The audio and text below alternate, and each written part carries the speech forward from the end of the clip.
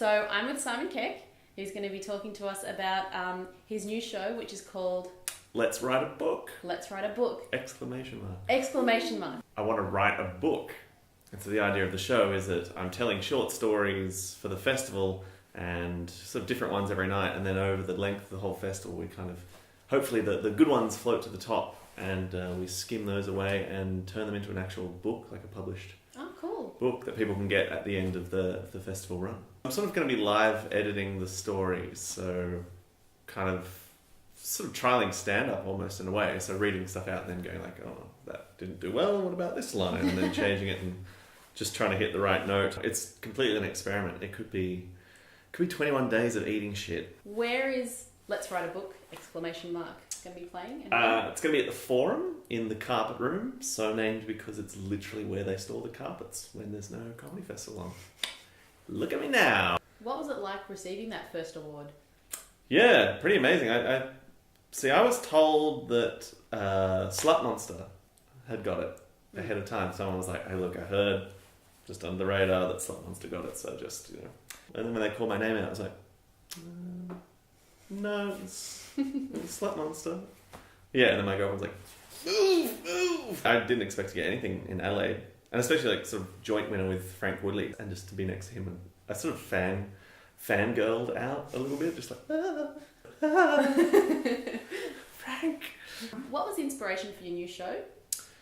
The inspiration for this show was I was in LA and I went to the Upright Citizens Brigade Theatre, and there's a guy called BJ Novak. He's got a new book of stories, short stories, and he was trialling them out. So he was basically just testing these stories on an audience. We'd just read the stories out, just kind of, just make a little note. We'd see a little pen. We'd be like, I wonder what he's making notes about. And I just left him and thought, well, that'd be really cool if you could do a show that was using the audience to actually help you make a book. So there's a Twitter account called Let's Write a Book, and I'll be asking for suggestions for story ideas on the day as well. So if you know you're going to be coming to a show, you can say, I'd like to see a story about a dog discovering its own bottom, and I would write a little story about that. So do you have many people helping you out, like publicists or... Only one this year. I've got my first producer, which is cool. I've never had that before, which is good. Upstart Productions. How do you deal with the administration side of things in your shows? Ooh, I am super shit at them. With the admin, I'm pretty rubbish. I just kind of...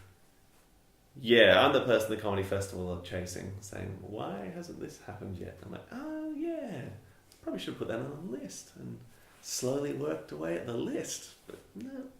It's the good thing of having a producer this year, is because when you kind of apply for a festival managed venue, you have to put in sort of a projection of what you think your expenses will be.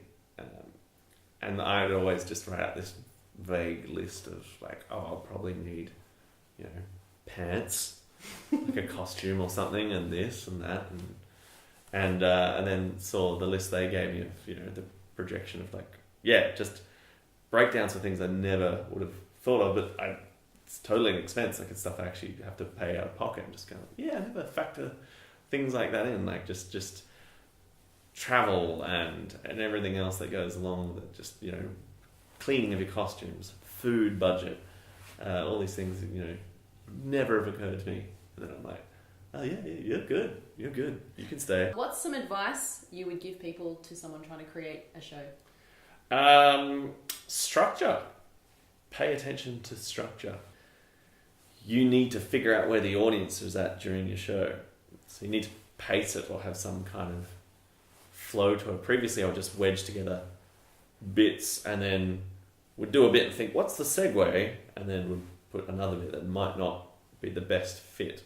So you need to start to plan where the audience is at and what you need to do to keep them sort of buoyant, I guess, the whole way through it. Otherwise, checking the watches, the phone, you see these things happening, you're like, oh shit, I'm doing a bad job. And you're not doing a bad job, you just don't have the right structure to fit. Great. So structure.